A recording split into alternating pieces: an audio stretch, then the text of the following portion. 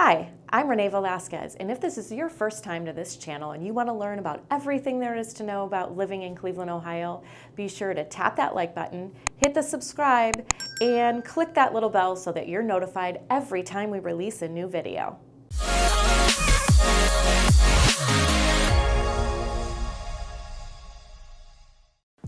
In this video, we're going to talk about the 3 areas in the greater Cleveland area you may want to avoid in purchasing a home.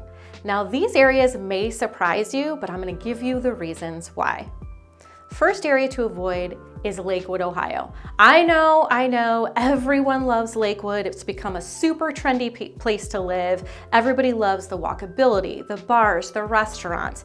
Pretty much step outside, walk down the sidewalk, and you're going to hit some place to have a good time, right?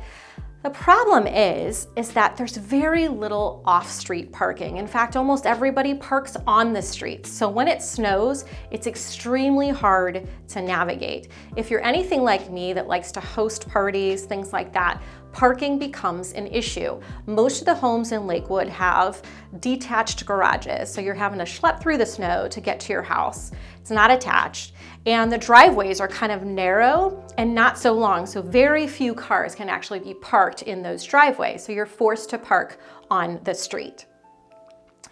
Another downfall of Lakewood is that 50% of the population are renters. So we have a lot of renters in the community. There's a lot of duplexes, and when they built the city of Lakewood, they pretty much built houses pretty close together, but they took advantage of the airspace. So we have 2 and sometimes even 3-story homes.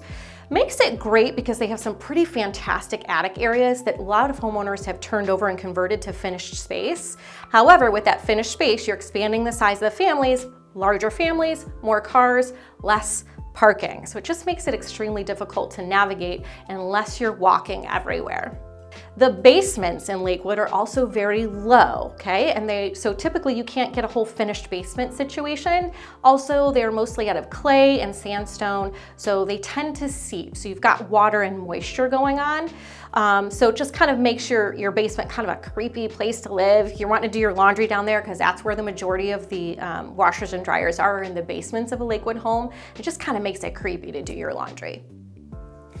Second place to avoid in the Cleveland area is Parma. Now, I love Parma. I put a lot of my first-time home buyers in Parma. It's a great place for them to live.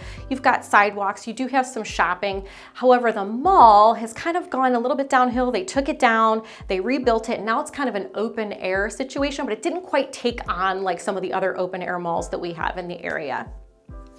The average age of the homes in Parma is about 61 years old, so we have a lot of post-World War II homes that were built. They were built very close together, so in most neighborhoods you're going to have people to the left, to the right, and behind you. So if you don't like having neighbors all around, it's probably not the best place for you to move into. However, the lots are very, very maintainable.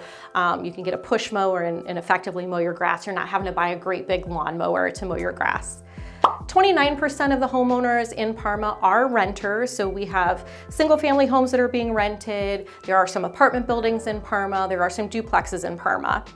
90% of the homes were built before 1980, so many of these homes are in need of updating. So they're going to have updated electrical, doors, windows, things like that. Super budget friendly. However, when you get into them, you may have to put additional money into them to get them up to the standards that you're looking for. Another place to avoid is Shaker Heights. Now, there are some absolutely stunning homes in Shaker Heights, so don't anybody want to take me out because I just said Shaker Heights is a place to avoid. However, it's the highest property tax rate in the greater Cleveland area. As a matter of fact, you're going to pay about $3,800 per every $100,000 in tax value on your property.